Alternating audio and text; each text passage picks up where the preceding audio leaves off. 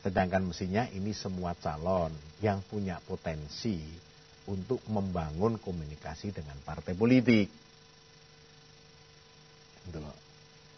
Sehingga saya usul, apa tidak sebaiknya selection saja gitu. Dan tidak disetujui itu usul. Ya, tetap election. Anda keberatan dengan itu? Ya, bagi saya sebetulnya sangat berat ya untuk election itu. Kenapa? Apanya? Kenapa keberatan?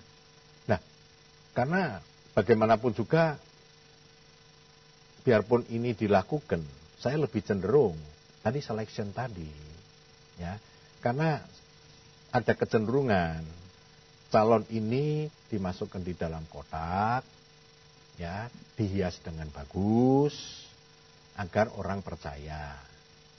Kalau di IB ini bisa berfungsi mengetahui isi kotak ini bagus atau tidak, dengan kondisi nominasi leadershipnya begini, rakyat kan sebetulnya terbantu.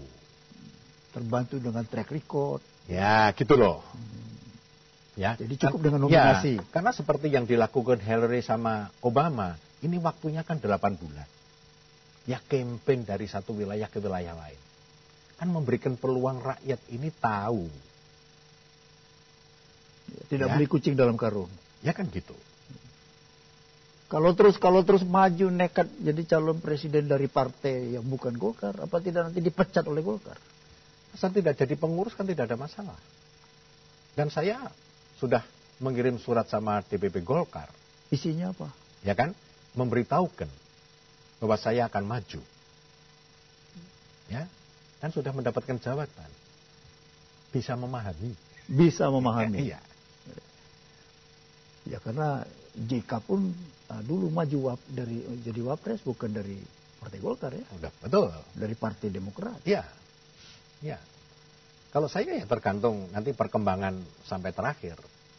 Maksudnya? Dalam arti terakhir itu memang ada peluang di sektor partai politik lain yang mungkin justru prospektif. Mungkin konsekuensi apapun dengan Golkar mungkin saya tempuh. Demi untuk membangun, untuk mengabdi pada rakyat Republik ini. Jadi konsekuensi apapun? Oh iya toh. Akan ditempuh? Oh iya. Karena tujuan saya kan hanya untuk mengabdi. Jadi bukankah itu bisa bikin nanti partai satu dan partai yang lain saling konflik? Tidak? Enggak. Tidak.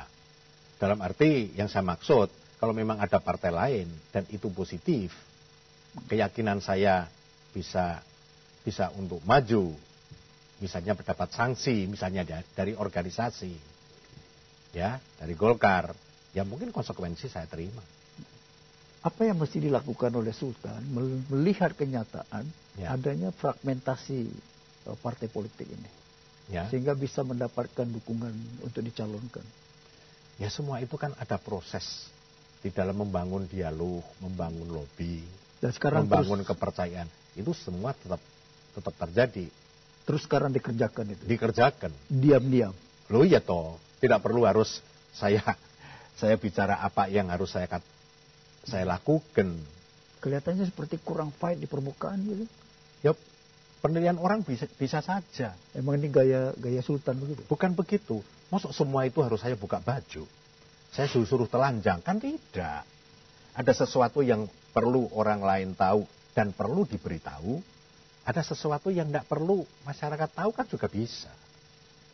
Wong ini proses politik. Jadi ada yang disimpan dulu ya. Loh iya toh. Tapi ada yang diam-diam dikerjakan. Loh iya toh. Dan saya tidak boleh tahu itu ya. Ya, tidak perlulah. Tidak perlu ya. Masyarakat perlu tahu. Huh? Nanti apapun hasilnya saja.